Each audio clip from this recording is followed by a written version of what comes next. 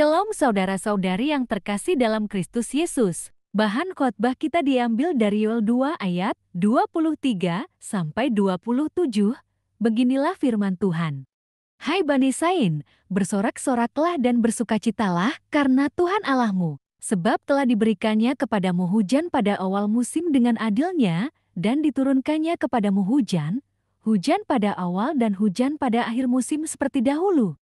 Tempat-tempat pengirikan menjadi penuh dengan gandum, dan tempat pemerasan kelimpahan anggur dan minyak.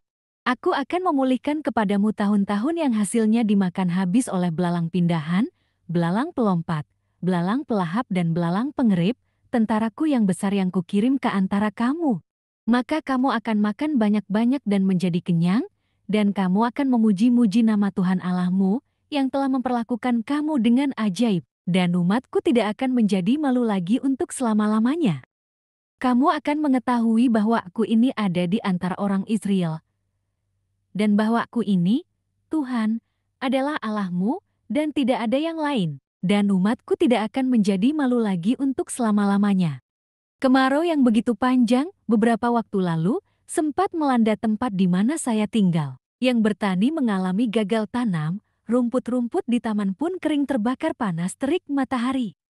Air di sumur menjadi bagian tanahnya mengeras dan retak-retak. Kalau sudah begitu orang merindukan datangnya hujan. Hujan bisa mengembalikan kondisi bumi yang rusak, akibat kekeringan untuk kembali pada kondisi baik.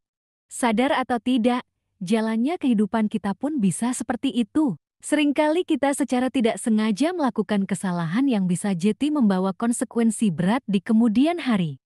Kita mentolerir dosa yang kita anggap kecil atau biasa saja, tetapi apa yang terlihat kecil itu kemudian berdampak begitu besar sehingga kita pun harus menanggung kerugian yang tidak sedikit.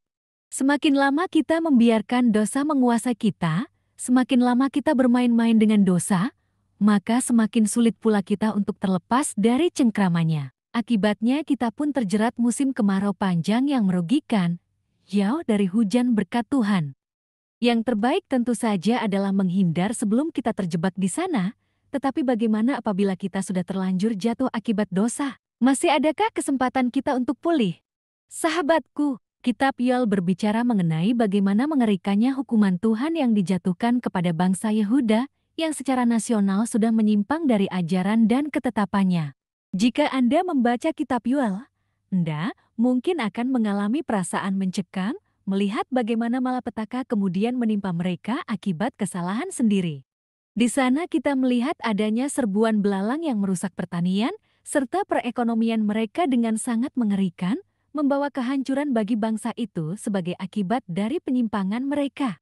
Yoel kemudian menyerukan pertobatan menyeluruh dan sungguh-sungguh secara nasional pula. Lalu bagaimana janji yang diberikan Tuhan kepada bangsa yang mau benar-benar bertobat, berbalik dari jalan-jalannya yang salah? Ternyata kasih Tuhan yang begitu besar membuka kesempatan pemulihan bagi mereka yang bertobat. Janji yang diberikan Tuhan lewat Yoel ini sangatlah indah seperti yang disebutkan dengan rinci pada pasal kedua. Janji Tuhan kepada mereka, hai Bani Sain, bersorak-soraklah dan bersukacitalah karena Tuhan, Allahmu, sebab telah diberikannya kepadamu hujan pada awal musim dengan adilnya, dan diturunkannya kepadamu hujan pada awal dan hujan pada akhir musim seperti dahulu. Tempat-tempat pengirikan menjadi penuh dengan gandum, dan tempat pemerasan kelimpahan anggur dan minyak. Artinya adalah, ini seruan Allah yang menjanjikan hujan awal, masa menanam mata investasi, hingga hujan akhir, masa menuai yang sama berkelimpahan. Pemulihan setelah kehancuran, akibat penyimpangan-penyimpangan yang telah kita perbuat pun Dia janjikan pula. Aku akan memulihkan kepadamu tahun-tahun yang hasilnya dimakan habis oleh belalang pindahan, belalang pelompat, belalang pelahap dan belalang pengerip, tentaraku yang besar yang kukirim ke antara kamu. Ayat 25. Dari sana, maka kamu akan makan banyak-banyak dan menjadi kenyang, dan kamu akan memuji-muji nama Tuhan, Allahmu, yang telah memperlakukan kamu dengan ajaib, dan umatku tidak akan menjadi malu lagi untuk selama-lamanya. Kamu akan mengetahui bahwa aku ini ada di antara orang Israel, dan bahwa aku ini, Tuhan, adalah Allahmu, dan tidak ada yang lain. dan umatku tidak akan menjadi malu lagi untuk selama-lamanya. Artinya adalah, semua ini hadir sebagai janji Tuhan kepada orang yang mau berbalik dari jalannya yang keliru dan melakukan pertobatan sungguh-sungguh. Tidak hanya itu, pencurahan Roh Kudus yang memberkati secara rohani pun juga Tuhan janjikan.